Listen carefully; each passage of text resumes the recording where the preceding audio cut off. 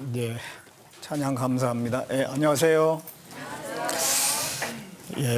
같이 기도하고 시작하겠습니다.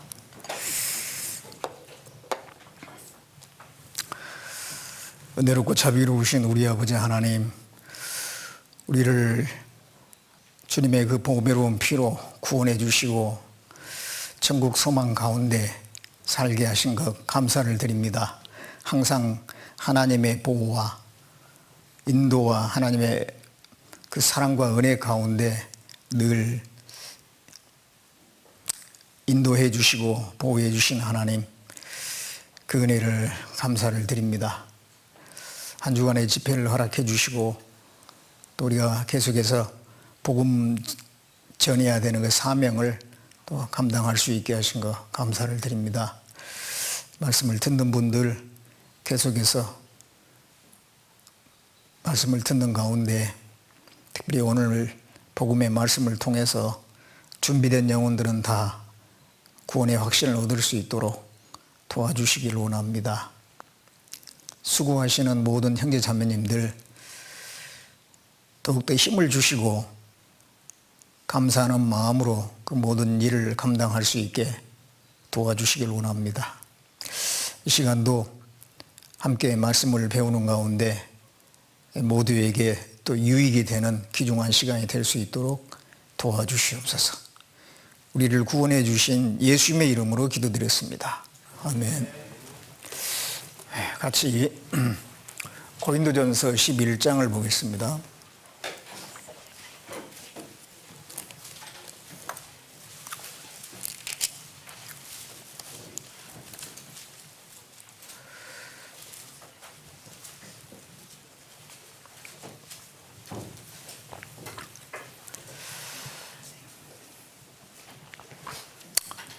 고린도전서 11장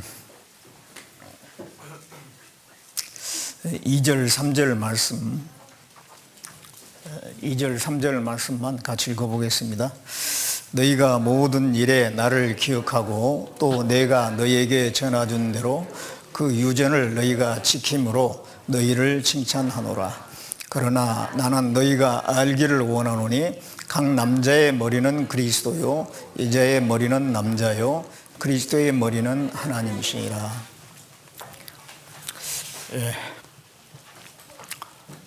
집회 기간 중에 저녁에 와서 계속 말씀 듣는 것도 피곤하고 힘드실 텐데 또 낮에 이렇게 또 말씀을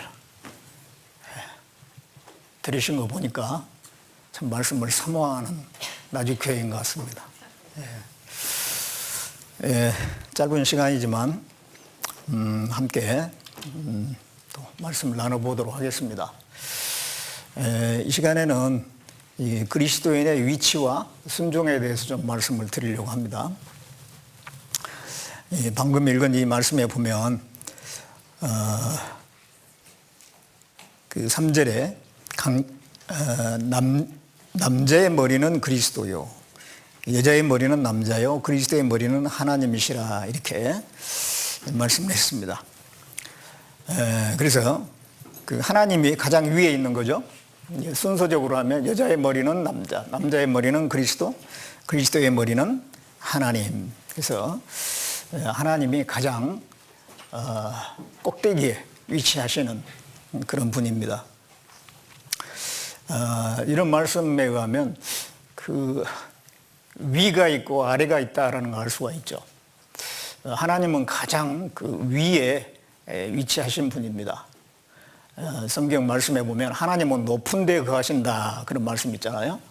하나님은 높은 데 계시면 또 낮은 데에 있는 존재도 있겠죠. 우리는 낮은 데에 존재하는 사람들이고 하나님은 하늘에 계시고 우리는 땅에 있다 그랬어요.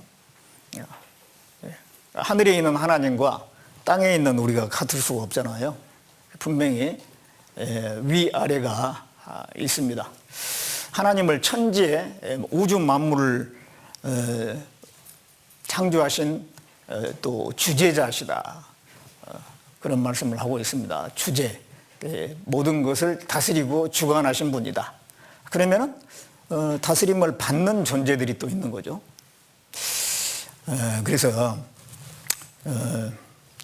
하나님은 위 아래를 정해 놓으신 분이라는 걸 알 수가 있습니다. 하나님은 통치자입니다. 통치자. 모든 것을 다스리는 분입니다.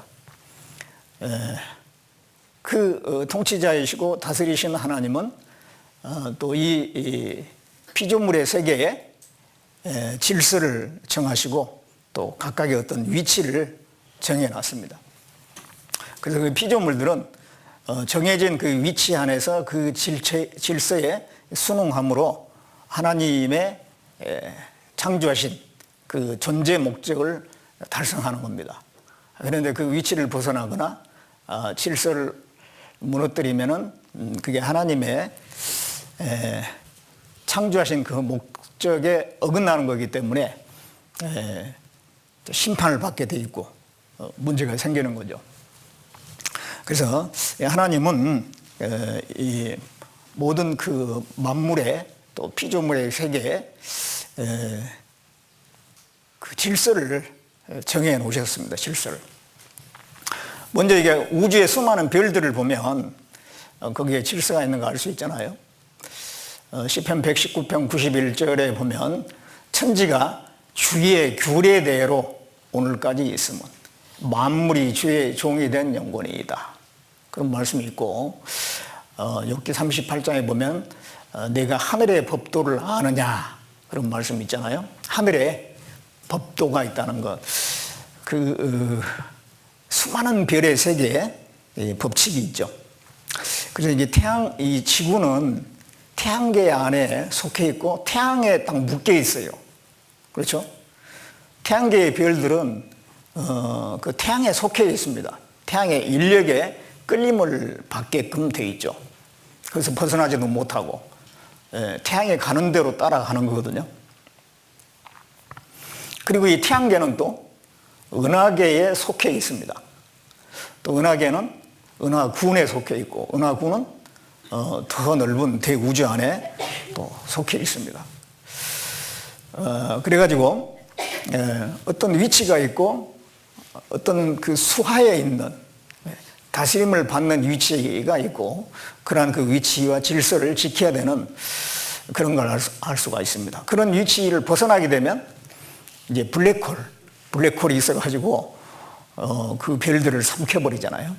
그래서 이제 질서를 조정을 하는 걸 볼 수가 있습니다. 이 지구상에도 생명체가 있는데 식물이 있고 동물이 있고 식물은 동물을 위해서 존재하죠. 그리고 식물과 동물은 사람을 위해서 존재를 합니다. 사람이 그 모든 것을 다스리고 주관하는 그런 입장에 있어요. 하나님께서 창세기 1장에 보면 사람을 만들어 놓으시고 세상을 정복하고 다스리라. 사람에게 그러한 위치를 주신 겁니다. 그래서 이 동물들은, 식물들은 그 사람의 지배를 받지 않습니까? 또 영적인 세계에도 그런 위치와 질서가 있죠. 그 천사들을 보면은 정사, 보호자, 주관, 권세, 어떤 그 특별한 그런 직분들이 있는 것 같아요. 그래서 그 범위 안에서 활동을 하는 거죠. 그런데 어떤 천사든 하나님께 복종해야 되는 위치에 있잖아요. 그런데 거기서부터 이탈한 천사가 있죠. 루시퍼. 그리고 루시퍼를 따른 3분의 1의 천사가 그 하나님의 지배 범위를 벗어나서 그 질서를 벗어나 이탈을 했습니다.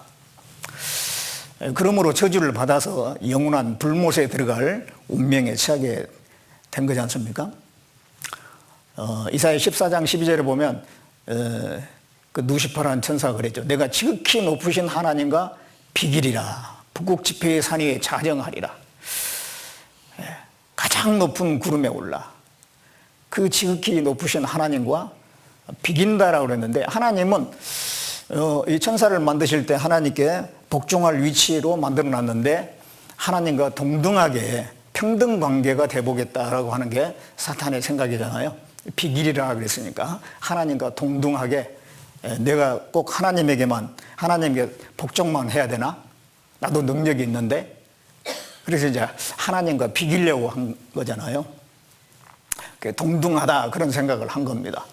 그렇게 해가지고 하나님이 그 사단을 저주를 해가지고 이제 지옥에 떨어질 운명에 처하게 됐는데, 그 사단이 지금도 이제 활동을 하고 있잖아요. 그래가지고 그 사단이 자기하고 똑같은 생각을 갖게끔 만드는 겁니다. 사람에게 그런 거예요, 사람에게. 아담도 원래 하나님께서 아담에게 선악을 알게 하는 나무의 실과 먹지 말라, 너는 이러한 말씀에 순종해야 될 위치에 있다, 그걸 또 말씀하는 거잖아요. 아담은 하나님과 동등한 존재가 아닙니다. 피조물입니다. 그러므로서 아담은 하나님의 말씀에 순종을 해야 되거든요. 그런데 사단은 순종하지 않고 거스르게 만들었죠. 아담, 결국 하와를 통해서 아담을 넘어뜨림으로써 하나님의 그 말씀에 순종하지 않는다라고 하는 건 하나님하고 동등선상에 자기를 놓는 거거든요. 사탄이 그렇게 했기 때문에 아담도 그렇게 해가지고 결국은 저주받게 만들어버린 겁니다. 또 노아 시대에 많은 사람들이 폐괴하고 강포했다 그랬는데, 그 폐괴가 뭐냐면은 붕괴라고 하는 겁니다. 붕괴. 모든 게 다 무너져 버리는 그걸 얘기. 하나님은 예를 들면 부모 자식 관계, 부부에서 부부 관계, 부모 자식의 관계, 위아래, 노인과 뭐 젊은 사람, 이런 어떤 그 질서를 정해놨습니다. 그런데 그런 어떤 그 울타리 같은 거, 경계선을 다 무너뜨리는 것이 붕괴거든요. 사람과 짐승하고는 완전히 다르잖아요. 그런데 그런 경계를 무너뜨리는 것이 이 붕괴입니다. 그래서 노아 시대에 엄청나게 타락했다는 걸 알 수가 있어요.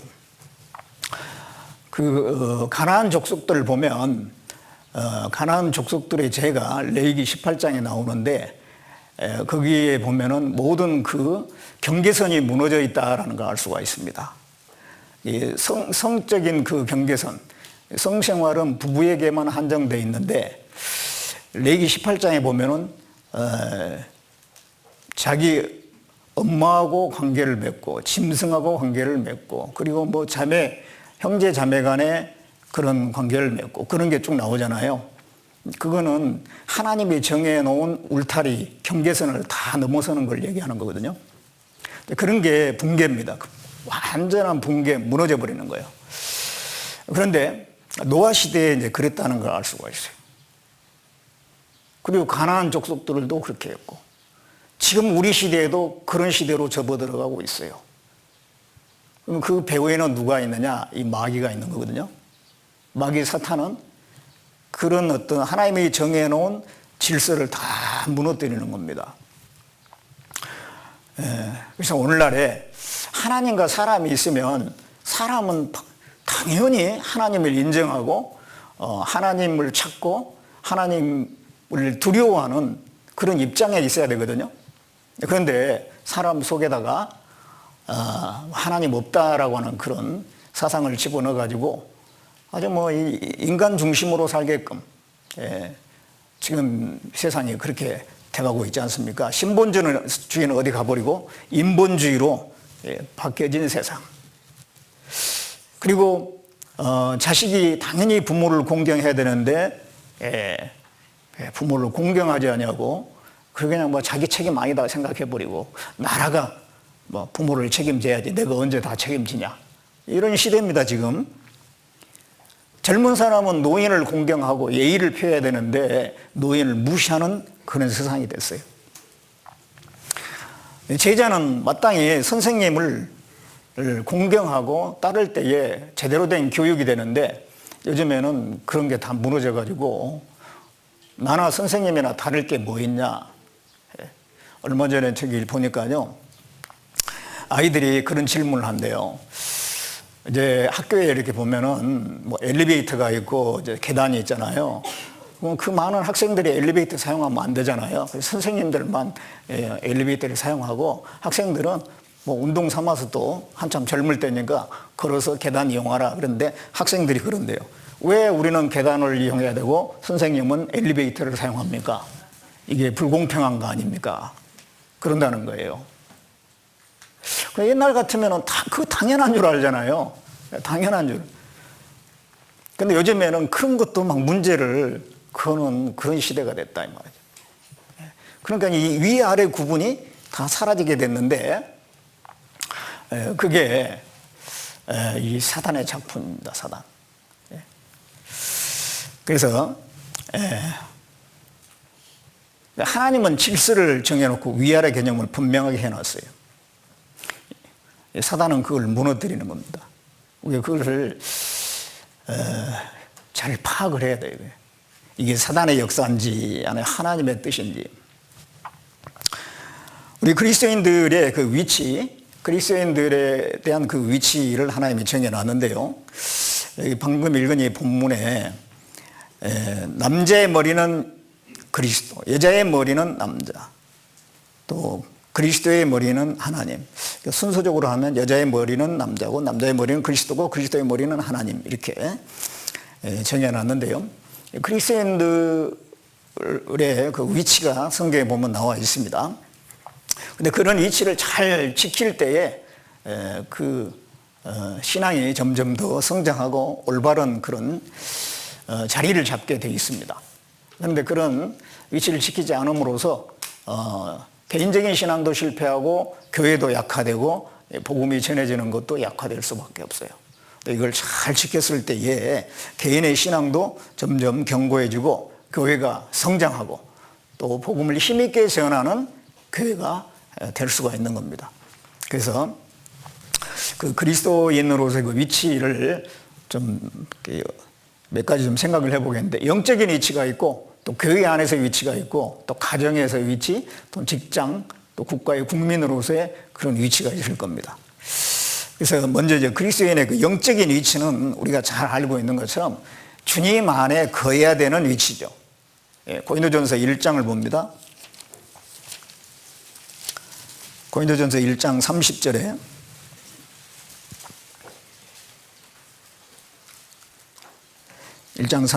보면요, 같이 읽어보겠습니다. 너희는 하나님께로부터 나와서 그리스도 예수 안에 있고 예수는 하나님께로서 나와서 우리에게 지혜와 의로움과 거룩함과 구속함이 되셨으니, 너희는 하나님께로 나와서 그리스도 예수 안에 있다 그랬습니다. 우리는 원래 아담 안에 있었어요. 아담 안에 있다가 구원받을 때 그리스도 예수 안으로 다 옮겨진 겁니다.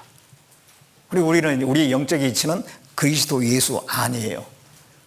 그래서 예수님과 한 운명이 된 겁니다. 하나 된 거예요, 하나 된 거예요. 예수님과 함께 죽고 예수님과 함께 살고, 훗날 예수님이 하나님 우편에 앉아 계시는데 그 자리가 바로 또 우리가 가야 될 자리고요. 우리는 그 예수님 안에 다 포함된 그런 위치에 있습니다. 그래서 그 그리스도 안에 항상 있어야 되죠. 골로새서 2장을 봅니다. 골로새서 2장 6절에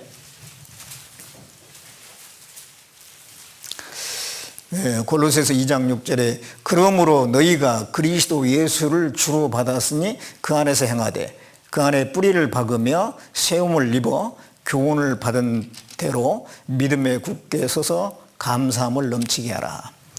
그리스도 예수를 주로 받았습니다. 주님입니다. 우리는 그 주님의 종들이죠. 그렇기 때문에 그 안에서 행하되 그리스도 안에서 살아가는 거예요. 우리 남의 삶은 우리의 주 대신 그리스도 안에서 사는 겁니다. 그 안에 뿌리를 박으며, 그리스도 안에 뿌리를 박는다고 하는 것은 신분적으로는 이미 그리스도 안에 속해 있는데 또 무슨 뿌리를 박느냐. 신분적으로는 그리스도 안에 속했지만은 내 실제 생활은 벗어날 수가 있기 때문에 그런 얘기예요. 뿌리를 박는 것은 어디에 박느냐면 그리스도의 몸된 교회죠. 교회 안에 딱 뿌리를 박는 것이 그 안에서 행하는 겁니다. 그래서 교회 안에 온전히 거해야 돼요. 그게 뿌리를 박는 거고, 그랬을 때 세움을 입어서 그 다음에 감사함에 넘치는 삶을 살 수가 있는 것이죠. 포도나무, 가지는 포도나무에 붙어 있어야 되는 거고, 양은 양무리 안에 있어야 되는 거고, 이 지체는 몸 안에 붙어 있어야지 의미가 있는 거잖아요. 머리카락이 몸에 붙어 있을 때는 의미가 있는데 머리카락이 몸에서 딱 떨어졌다 그러면은요 아무짝에 쓸모 없어요. 그건 뭐 쓰레기통에나 들어가야 돼. 예, 그런 것처럼 우리는 머리카락 하나 정도밖에 안 되거든요. 그러니까 내가 이 몸된 교회 안에 붙어 있을 때 나라고 하는 게 이 의미가 있는 거예요. 예. 이게 떨어져 나가면 그래도 천국은 가지만 이 땅에 사는 동안에 아무짝에 쓸모가 없는 거죠. 예. 그래서 우리의 영적 위치가 굉장히 중요한 겁니다. 그렇죠? 골로새 2장 19절에 보면 머리를 붙들지 아니하는지라 온 몸이 머리로 말미암아 마디와 힘줄로 공급함을 얻고 연합하여 하나님이 자라게 하심으로 자라느니라. 예, 그 머리를 붙드는 것이 머리 대신 예수님 붙드는 것이 이제 몸된 교회 안에 내가 거하는 것이지 않습니까? 그랬을 때 이제 충분한 공급을 받고 뭐 혼자서 받는 게 아니라 마디와 힘줄로 공급받으니까 또 다른 지체를 통해서 공급을 받는 거죠. 예. 그러니까 형제 자매들이 정말 귀중한 거죠. 예. 나 혼자 직통으로 하나님의 그 말씀을 받는 게 아니에요. 그 공급을 받기 위해서 전도인도 필요하고 또 구역장도 필요하고 또 형제 자매도 필요하고 함께 교제할 수 있는 대상들도 필요하고 그런 거죠. 그래서 그 한 분 한 분이 굉장히 귀한 거잖아요. 그 안에 내가 거하는 것이 그리스도인으로서의 그 영적 위치를 지키는 겁니다. 여기 떠나면은 보호받지 못하죠. 이스라엘 족속 가운데 그 무리를 떠나면 아말렉에게 의해서 죽임을 당하거나 뭐 약탈을 당하거나 그랬잖아요. 그래서 이 사탄은 무리 떠나는 사람만 노리고 있는 거예요. 완전히 자기 밥을 만들려고 그런 겁니다. 그래서 그리스도인이 반드시 지켜야 될 영적 위치, 그거는 물론 이 교회 안에 거하는 겁니다. 교회 안에. 그리고 이제 이 교회 안에서 또 이제 위치들이 있어요. 교회 안에서 위치와 그 질서를 잘 지켜야 되는데 형제 자매 간에는 어떤 관계인가? 형제 자매 간에 물론 이제 뭐 주님 안에서 같은 생명을 받은 형제 자매입니다. 한 피바다 한 몸 이룬 형제 자매인데, 근데 서로 간에 복종해야 될 위치에 있다라고 성경이 또 말씀을 하고 있어요. 형제 자매인데 복종해야 될 위치에 있어요. 에베소서 5장을 한번 보겠습니다. 에베소서 5장 21절에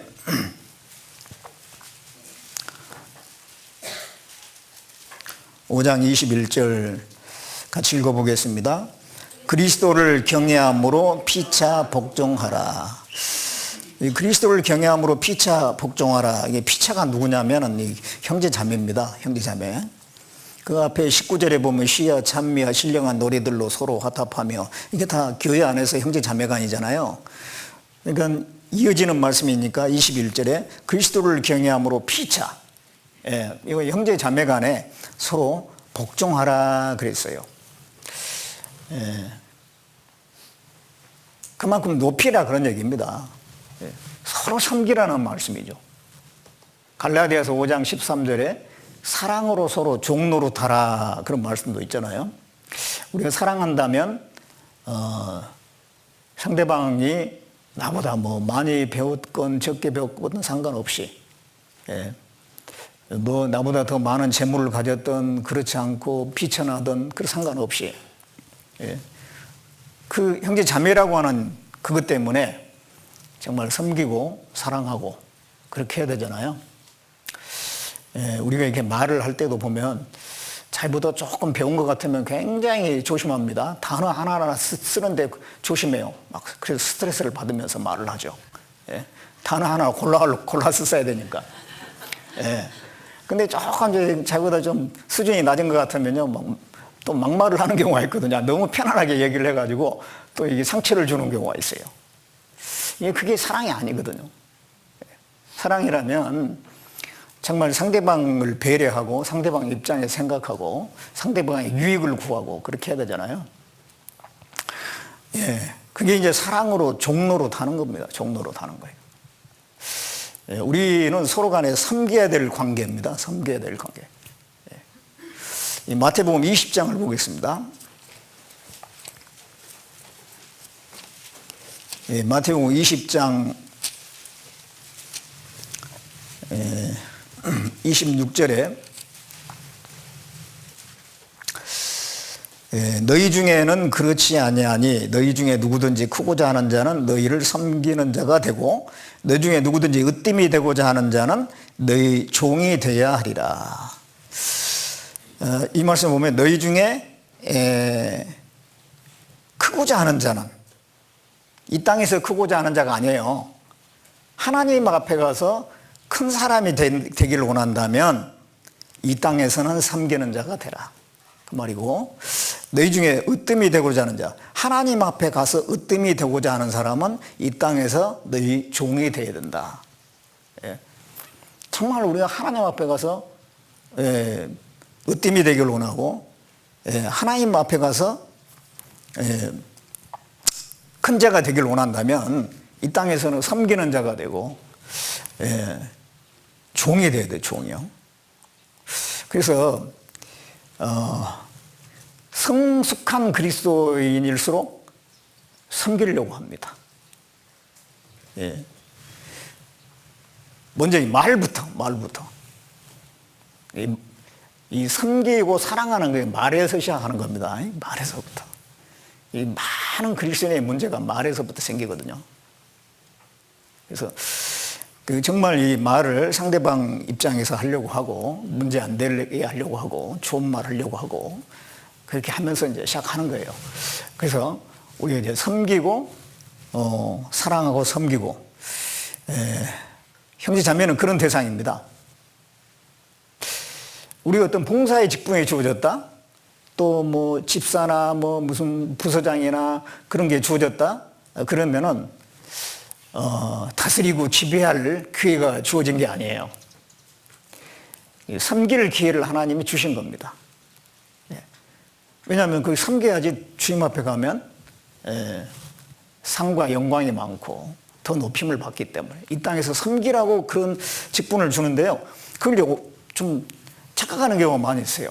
어떤 직분을 하나 가지면은 굉장히 그게 감투처럼 생각하고, 뭔가 이제 목에 막 힘이 벌써 들어가고, 말하는 게 달라지고, 그런 수가 있는데, 그거는 진짜 그걸 오해한 거예요.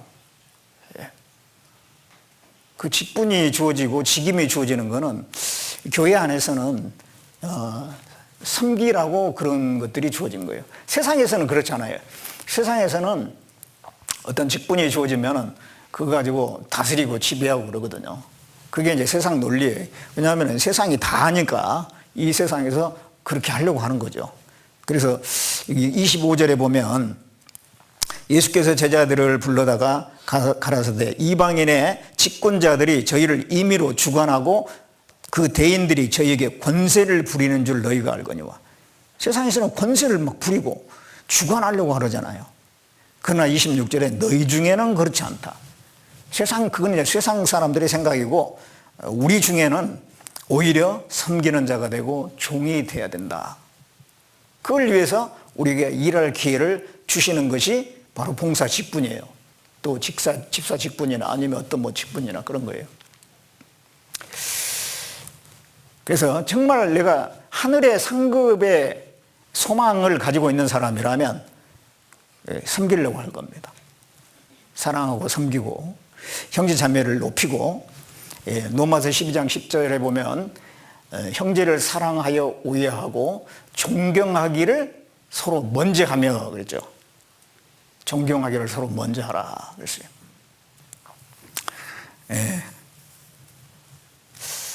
그게 정말 그렇게 할 수 있다면 그 사람이 성숙한 그리스도인이 된 겁니다.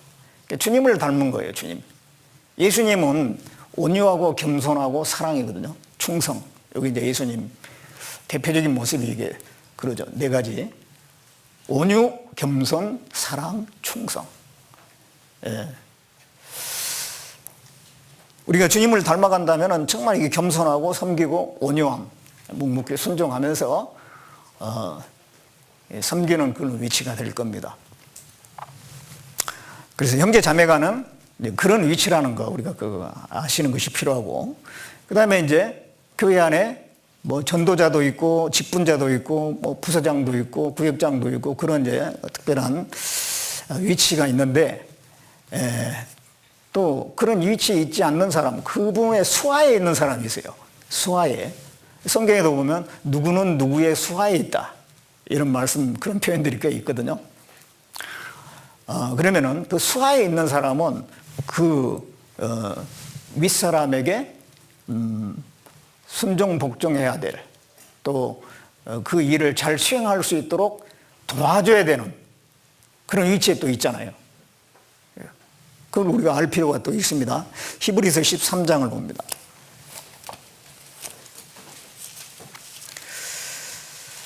히브리서 13장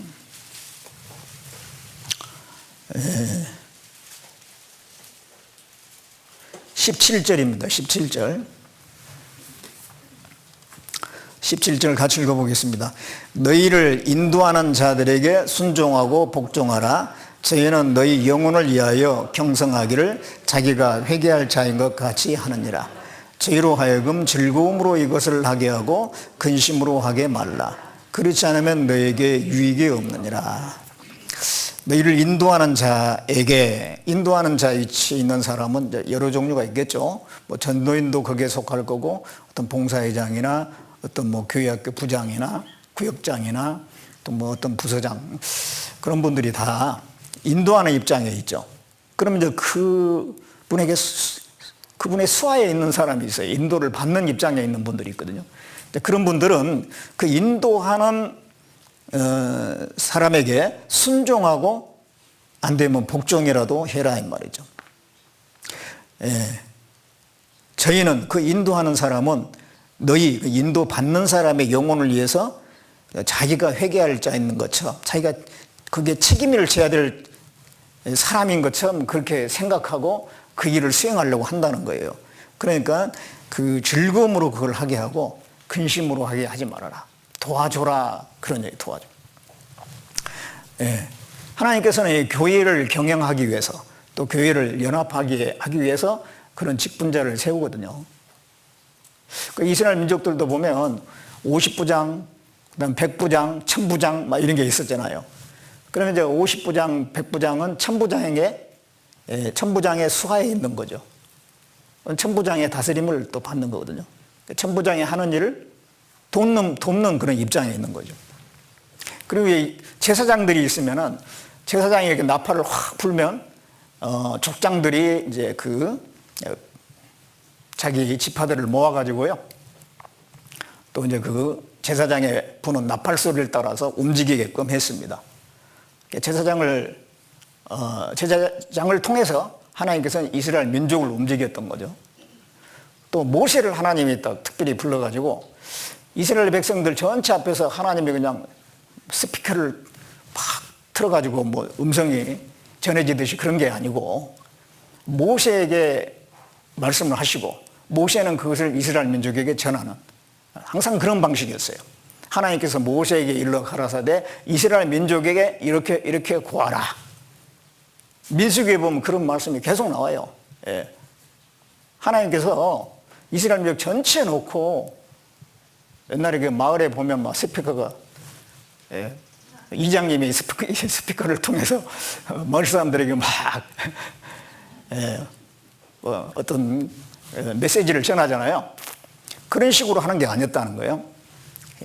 하나님 모세에게 말씀하고, 모세는 또 이스라엘 민족에게 하나님 말씀을 전하고, 지금도 마찬가지예요.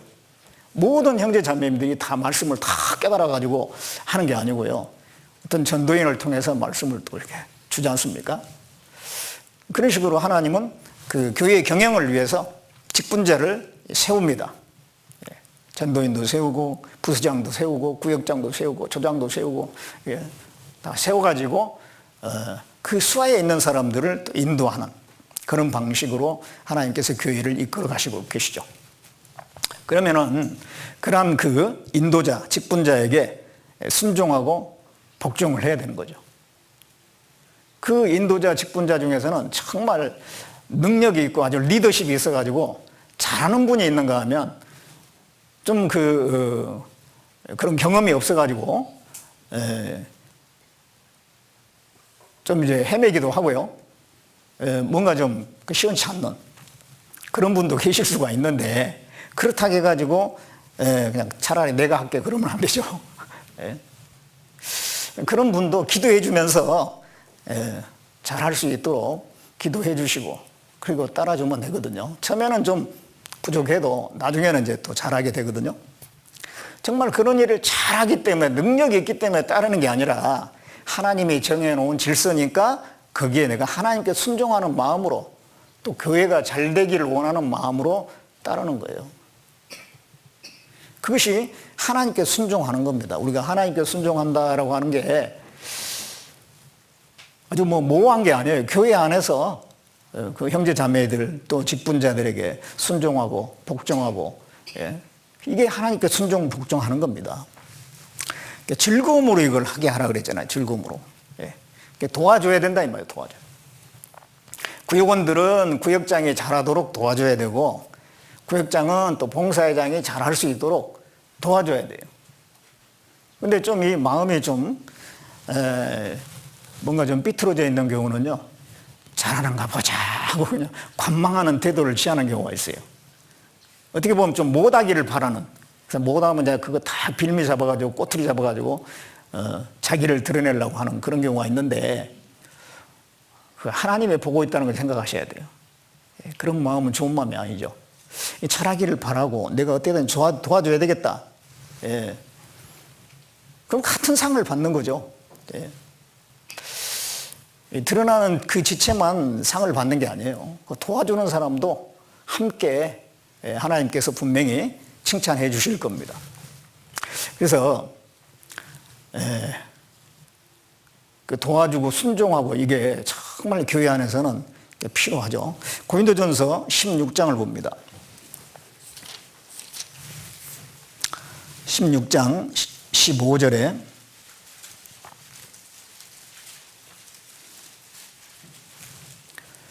(16장 15절 16절) 같이 읽어보겠습니다. 형제들아, 스데바나의 집은 곧 아가야의 첫 열매요 또 성도 섬기기로 작정한 줄을 너희가 아는지라. 내가 너희를 권하노니 이 같은 자들과 또 함께 일하며 수고하는 모든 자에게 복종하라. 특별히 스데바나의 그 집사람들이 정말 하나님께 헌신된 사람들인 것 같습니다. 그리고 하나님 앞에 귀하게 쓰임 받는데, 이 같은 자들과 또 함께 일하며 수고하는 모든 자에게 복종하라 그랬죠. 그런 분들을 잘 도와주라는 얘기입니다. 잘 도와줘요. 잘 따라주고 순종하고 복종하고. 여러분, 이게 순종을 이렇게 잘하는 분이 있고요, 또 순종을 잘 안 하는 분이 있고 그래요. 그러면 순종을 잘하면 그게 누구를 위한 걸까요? 누가 좋을까요? 순종을 잘하면? 순종을 잘하면 자기가 좋은 겁니다. 다 그게 자기를 위한 거잖아요. 순종을 잘하면 결국은 그게 자기한테 복이 돼요. 하나님이 그 사람의 복을 주잖아요. 순종을 안 하면 누가 좋아할까요? 사탄이 좋아하죠. 사탄 마귀가. 순종 안 하는 사람, 그게 사탄 마귀의 일꾼이 됩니다. 순종을 잘 안 하는 이유는 이제 자기 어떤 그 자존심이 있고 뭔가 그 자기 속에 있는 육신의 그런 하기 싫은 막 이런 게, 그걸 따라서 안 하는 거잖아요. 그러면은 사탄이 이제 그 좋아하는 거예요. 교회 안에서 그런 사람 많이 생기라고 사탄은 말이죠. 부추기는 거예요. 사탄 도와주는 거예요. 그게 순종 안 하는 게. 그런 그 마음을 다 굴복시키고 순종을 하는 거는 그것은 자기를 위한 겁니다. 결국은 그것이 궁극적으로는 자기에게 복이고 하나님의 일이 잘 될 뿐만 아니라 자기에게 하나님이 분명히 복을 주셔요. 그러니까 우리가 참 이게 그 생각을 해봐야 돼. 이 사람 속에 육신이 있기 때문에요. 뭔가 어떤 상황에서 갑자기 내가 확 올라올 때가 있거든요. 근데 그거를 잘 다스려야 돼요. 그리고 내가 순종하는 쪽으로 항상 방향을 선택을 해야 됩니다. 그러면 그거는 정말 자격의 복이고, 그런 가운데서 이제 점점 그 신앙의 인격이 다듬어져 가는 거예요.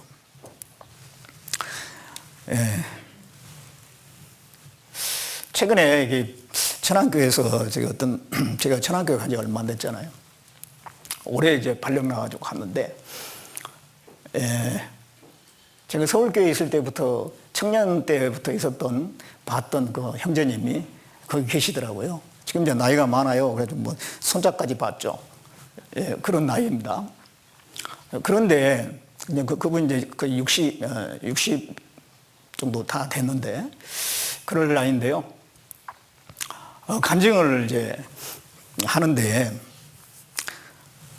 그러니까 이제 그분에 대해서 제가 이게 다른 분한테 얘기를 들어보니까, 그렇게 신앙생활 한 지 오래됐는데요, 뭐 봉사하는 게 없다는 거예요.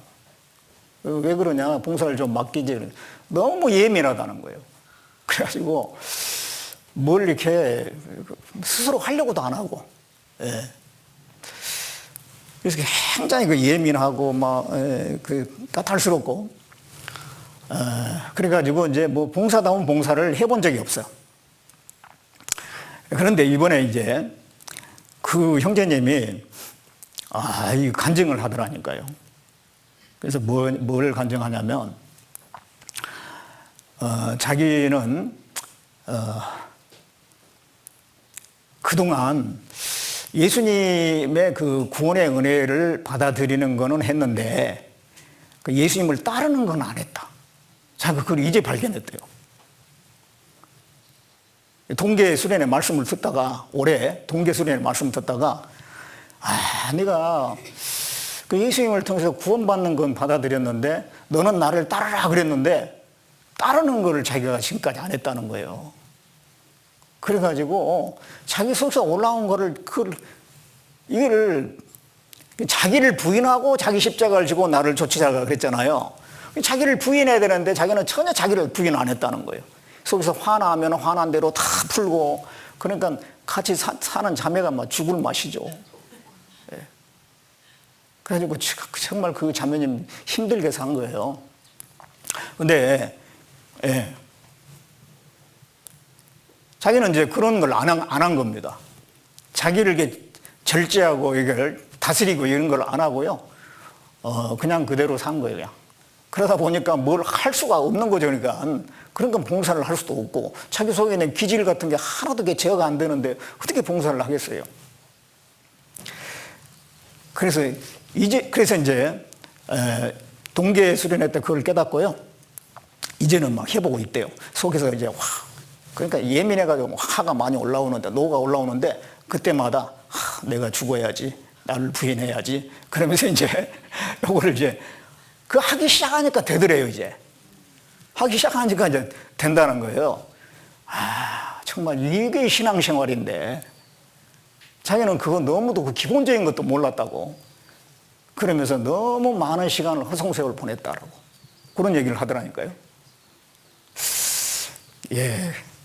그러니까 이 순종하는 것을 안 하면요, 그걸 못 배우는 거예요. 그 말씀대로 내가 순종하려고 내 자신을 부인하고 하나님 말씀을 따라가려고 그렇게 자꾸 하려고 해야지 되는 거거든요. 저절로 되는 게 아니에요, 이게. 순종하는 사람은 더 잘 순종을 하게 되고요, 안 하는 사람은 계속 거기에만 머물러 있어. 이제 시간만 지나가고 계속 거기에 머물러 있는 거예요. 그래서 참 하나님께서 우리 교회 안에 있게 했는데요, 교회 안에서 그걸 배워야 됩니다. 교회 안에서 제가 지금 신앙생활 하면서 나름대로 깨달은 건 거예요. 교회 안에서 배워야 될 것이 순종이에요. 순종을 못 배우면 진짜 이 교회를 모르는 거고, 교회의 걸림돌이 됩니다. 그 복음이 전해지는 교회는, 적어도 복음이 전해진 교회는 하나님이 함께하고 있는 거고, 주님이 교회의 머리로 있는 교회입니다. 그러면 거기에서 내가 순종을 해야 돼요. 완전하진 않지만 그 교회가 완전한 교회는 없습니다. 지구상에. 다 부족한 게 있어요. 그렇지만은 복음이 전해지고 있다면은 그 교회는 머리 대신 주님이 다스리는 교회예요. 그러면 내가 거기 안에서 순종하면서 살아야 되는 겁니다. 예, 그러면 그것이 교회를 위한 것이고 하나님을 위한 것이고 나를 위한 것이 되는 거예요. 나를 위한 것. 그래서 우리는 꼭 그것을 교회 안에서 그것을 배워야 됩니다. 그리고 이제 가정에서의 그 위치를 한번 생각을 해보죠. 에베소서 6장을 한번 보겠습니다.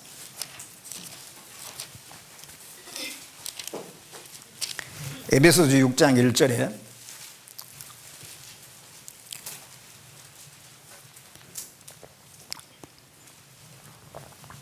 1절에 자녀들아 너희 부모를 주 안에서 순종하라 이것이 옳으니라. 이 자녀들과 부모와의 관계에서 자녀들은 부모에게 순종할 위치에 있다는 것을 말씀하고 있어요. 이게 아주 당연한 건데 오늘날에는 필연적인 범죄도 너무도 많고 부모를 경시하는 그런 시대가 됐어요. 그런데 이 성경에 있는 그 아주 하나님 앞에 귀하게 쓰임 받은 사람들은 부모를 공경했던 사람들이에요. 요셉 같은 경우도 아버지 야곱이 형들이 저기 멀리 양을 치고 있는데 가서 잘 치고 있는가 보고 와라. 그래서 그 헤브론에서 세겜까지 걸어갔잖아요. 거기 한 80km 되는데 갔는데 없어요. 그래서 더 걸어가서 도단까지 갔는데 거기도 한 20km 정도 더 가야 돼요. 한 100km 정도를 걸어간 겁니다. 100km면 여기서 저기 한 익산 정도 될란가 모르겠네. 여기 뭐 옆집 동네가 아니에요. 100km를 걸어서 그 아버지의 명을 따라서 간 거예요. 그 요셉이 얼마나 참 이 순종을 잘하는 부모에게 말을 잘 듣는 사람인가 그걸 알 수가 있어요. 말 잘 안 듣는 사람이라고 가다가 도저히 못 가겠다고 막 그러면서 아주 딴전 부리다가 돌아온다든가 그럴 수도 있는데 요셉은 끝까지 간 거예요. 다윗 같은 경우도 아버지가 그 전쟁터에 있는 형들에게 먹을 것 좀 갖다 주고 또 상황 좀 알아가지고 와라 해가지고 보내니까 또 심부름 가잖아요. 그래서 그 믿음의 선진들은 부모를 잘 공경을 했습니다. 그게 인간으로서 기본적인 도리죠. 부모님에게 순종을 하라고 이렇게 말씀을 하고 있죠. 그래서 이 자녀는 부모에게 순종할 위치에 있다라고 하는 거, 그걸 우리가 분명하게 알아야 되고요. 그 다음에 이제 5장 22절에 보면 아내들이여 자기 남편에게 복종하기를 주께 하듯 하라. 또 이렇게 말씀하고 있어요.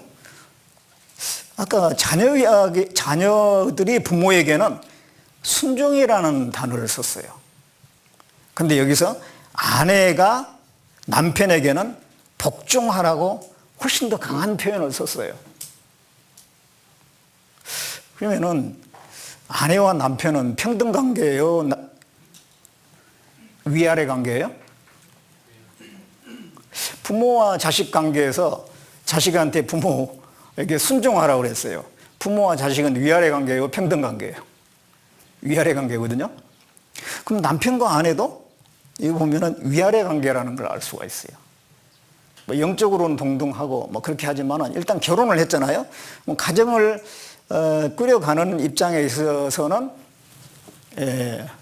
동등한 관계 같은데 또 어떤 문제가 생겼을 때는 위아래 관계라는 걸 할 수가 있어요.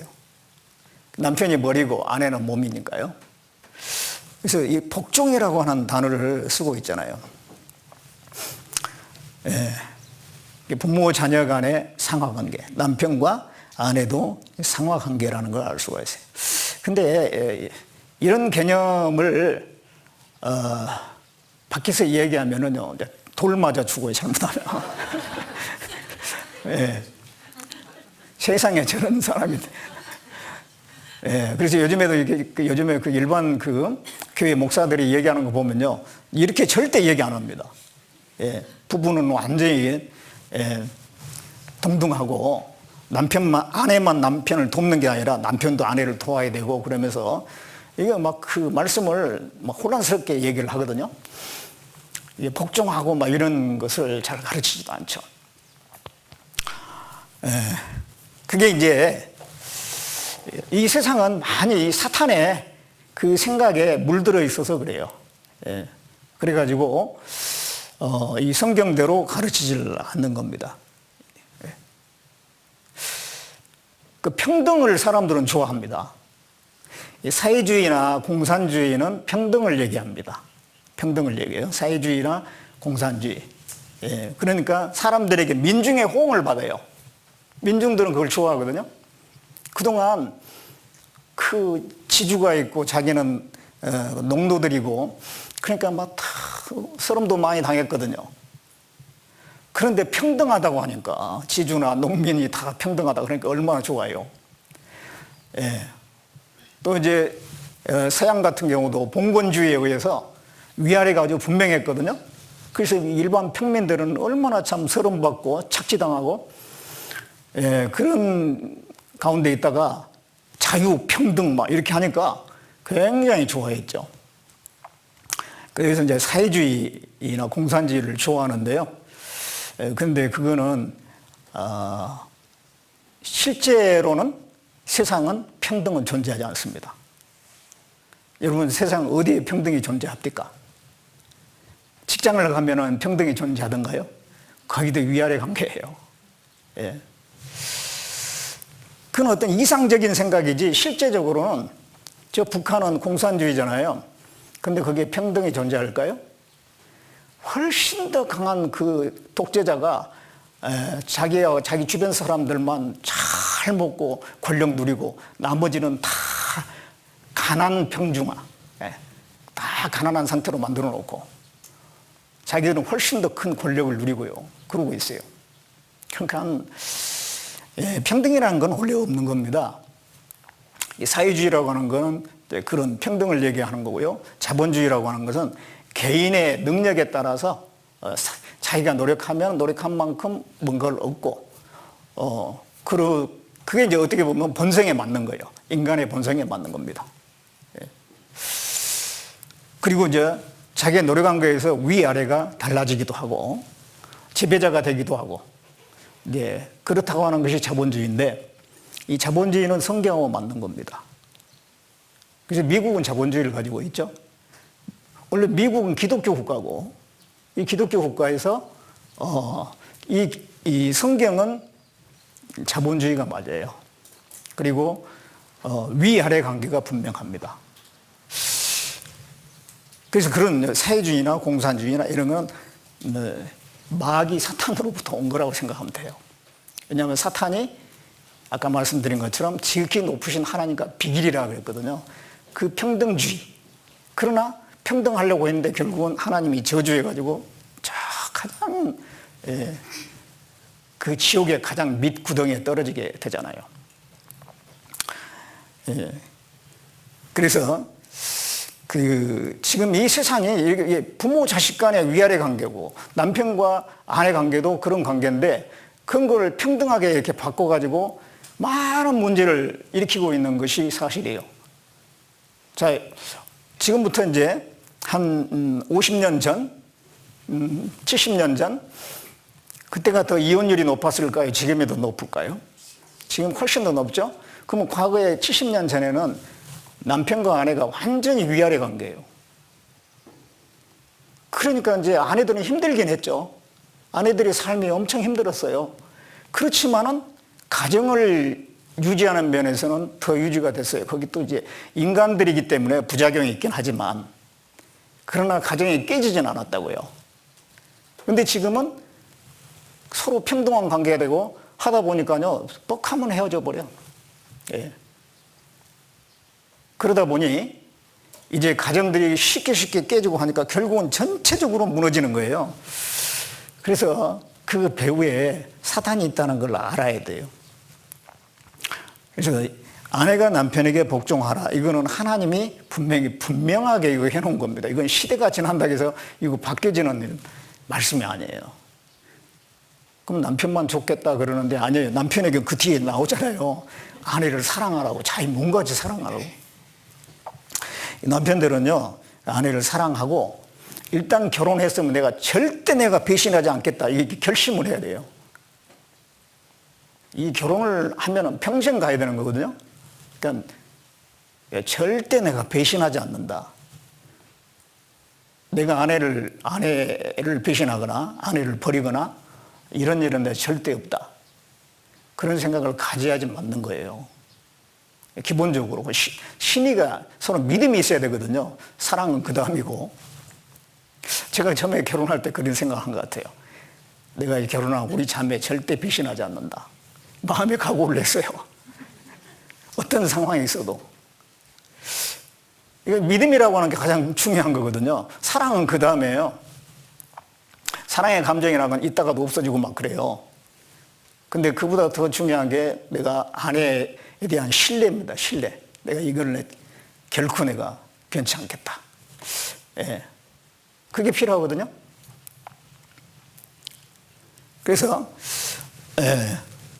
그 남편은 아내를 사랑하고 그 남편으로서의 아내에 대한 그런 그 의무를 다하고 그 역할을 다 해야죠. 근데 이게 아내는 분명히 남편을 머리로 알고 복종하고 순종, 물론 이제 말씀을 떠난 거는 할 수 없죠. 주 안에서 순종 복종입니다. 그래서 그 말씀에 어긋나지 않은 거는 다 따르려고 해야 돼요. 정말 이 남편을 높여줘야 됩니다. 그럴 때 이 남편들이 능력 있는 사람이 되는 거예요. 아내가 남편 무시하잖아요. 진짜 남편이 무능한 남편이 돼버리고 점점 빗나가요. 근데 아내가 남편을 정말 높여주고 그러면은 별 능력이 없는 남편이라도요, 정말 잘하려고 노력을 하고 더 이제 어떤 자기 개발을 하고 그 책임을 다하려고 합니다. 그래서 하나님은 그 모든 걸 아시기 때문에 이렇게 말씀을 하시는 거예요. 그리고 이제 자식은 부모의 수하에 있는 겁니다. 내가 누구 수하에 있느냐, 이게 참 그걸 정확히 알아야 되는데, 자식은 부모의 수하에 있다고 성경에 말씀하고 있어요. 그래서 딸이 어떤 서약을 하잖아요. 근데 아버지가 그 서약을 계속 이행하도록 할 수도 있고 취소할 수도 있어요. 민수기 30장에 그 내용이 나옵니다. 아버지가 딸의 서약을 추인한다고 그러죠. 추인한다는 것은 그래 해라. 근데 그걸 중지시킬 수도 있어요. 그리고 아내의 서약은 남편이 추인할 수도 있고 그것을 중지시킬 수도 있어요. 그걸 보면 자녀는 부모 수하에 있는 겁니다. 아내는 남편의 수하에 있다는 걸 알 수가 있어요. 성경은 그걸 얘기하고 있는 겁니다. 그러니까 내가 누구 수하에 있기 때문에 나는 그 대상에게 순종, 복종을 해야 되는 위치에 있는 겁니다. 그런 걸 우리가 정확하게 아는 것이 좀 필요합니다. 교회 안에서도 마찬가지예요. 우리는 같은 형제 자매지만은 어떤 일을 할 때는 교회 학교를 한다 그러면은 교사들은 그 교회 학교 부장의 수하에 있는 거예요. 그러니까 나는 그 부장이 뭔가를 계획하고 의견을 제시하면 거기에 따라야 될 위치에 있구나. 그렇게 이제 그걸 아는 것이 필요하죠. 그래서 이제 그 교회 안에서의 위치, 가정에서의 위치가 있습니다. 그리고 이제 직장에서의 또 위치가 있죠. 직장에서는 직원들은 상사에 또 순종해야 된다라고 우리가 그런 말씀 많이 보죠. 에베소서에도 에베소서 찾았으니까 6장에 한번 보겠습니다. 6장 5절에 종들아 두려워하고 떨며 성실한 마음으로 육체의 상전에게 순종하기를 그리스도께 하듯 하여. 여기 상전에게 순종하라 이렇게 말씀하고 있잖아요. 그리고 이제 국민으로서 국가의 법 질서에 순종을 또 해야 돼. 베드로전서 2장에 보면 인간의 세운 모든 제도를 주를 위해서 순종하라 그랬어요. 인간이 세운 제도라는 건 법입니다. 법. 이 법이라고 하는 것은 약속입니다. 근데 이 법을 안 지키면 어떻게 되냐? 그러면은 나라는 금방 무질서하게 돼요. 무법천지가 되면은 그거는 모든 국민에게 불행한 겁니다. 그러니까는 일단 법을 만들었으면 거기에 누구라도 잘 지켜야 되는 거거든요. 그러면서 이 공동체가 유지가 되는 거예요. 그래서 우리는 그 국가의 국민으로서의 그 어떤 자기 위치 안에서도 잘 행하는 것이 필요합니다. 뭔가 정치하는 사람들이나 그런 분들에 대해서 우리가 뭐가 마음에 안 든다고 막 당장 무슨 데모를 일으키고 그러면 안 되고, 우리는 이제 기도하면서 하나님께서 나라를 세우고 폐하고 또 그 통치자를 왕을 세우고 폐하는 것이 하나님께 있다라고 다니엘서에 기록하고 있잖아요. 그러니까 우리는 기도하면서 기다려야지 그걸 어때 뒤엎어버리고 그렇게 하면 안 되거든요. 그건 우리가 할 일이 아니죠. 그래서 우리는 각자의 위치에서 순종함으로써 공동체가 유지되는 거예요. 가정도, 교회도, 국가도.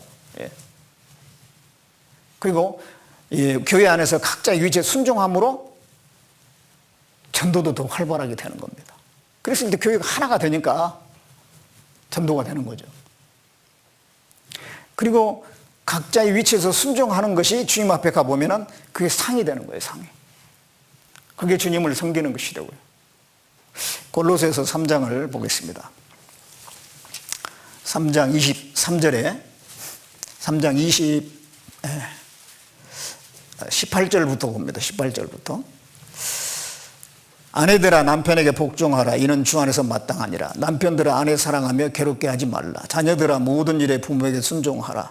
이는 주 안에서 기쁘게 하는 것이라. 아비들아 너희 자녀를 경록히 말지니 낙심할까 함이라. 종들아 모든 일에 육신의 상전들에게 순종하되 사람을 기쁘게 하는 자와 같이 눈가림만 하지 말고 오직 주를 두려워하여 성실한 마음으로 하라. 23절 24절을 같이 읽겠습니다. 무슨 일을 하든지 마음을 다하여 주께 하듯 하고 사람에게 하듯 하지 말라. 이는 욥의 상을 주께 받을 줄 알미니 너희는 주 그리스도를 섬기느니라. 이게 이제 가정에서 아내 남편 관계, 자녀와 부모 관계, 그리고 이제 어떤 일터에서 밑에 사람과 위에 사람의 관계를 쭉 얘기하면서 무슨 일을 하든지 마음을 다하여 주께 하듯 하고 사람에게 하듯 하지 말라. 이 각자 자기 위치에서 순종하고 섬기는 그런 삶을 살 때 그게 주님을 섬기는 거다 그 말이에요. 그 유업의 그 상을 하나님에게 받는다는 겁니다. 그러면서 너희는 주 그리스도를 섬기느니라. 우리가 주님을 섬긴다 그러면 매일 성경 보고 기도하고 이것만 전도하고 이것만 섬긴다고 생각하는데 그게 아니고 하여튼 내가 만나는 사람, 내가 지금 상대하고 있는 가정, 교회, 직장 이런 데서 내 위치 안에서 사람을 잘 섬기고 사람으로 대하고 그것이 결국은 교회가 하나 되게 하고 그게 결국은 전도로 이어지기 때문에 그게 주님을 섬기는 것이 된다라고 하는 것이죠. 그래서 우리가 참 각자의 그 위치를 알고 그 안에서 잘 순종하는 것, 이게 정말 중요하다. 그걸 좀 마음에 새겼으면 좋겠습니다. 또 저녁에 말씀도 있고 하니까요. 이 정도 하고 마치도록 하겠습니다. 기도하겠습니다. 은혜롭고 자비로우신 우리 아버지 하나님, 부족한 저희들 구원해 주시고 또 성경 말씀을 통해서 어떻게 살아야 될 것을 가르쳐 주시고 인도해 주신 거 감사를 드립니다. 참으로 하나님 말씀 따라 우리가 살아가고 온갖 거짓 것들에서부터 구별돼서 하나님의 진리의 말씀을 따라 살아갈 수 있도록 우리 모두를 붙들어 주시고 인도해 주시기 원합니다. 집회 끝까지 함께 해 주시고 말씀을 듣는 분들 그 말씀으로 하나님 앞에 굴복이 되고 또 구원받음으로 하나님께 영광이 되도록 도와주시기를 원합니다. 우리를 구원해 주신 예수님의 이름으로 기도드렸습니다. 아멘. 마치겠습니다.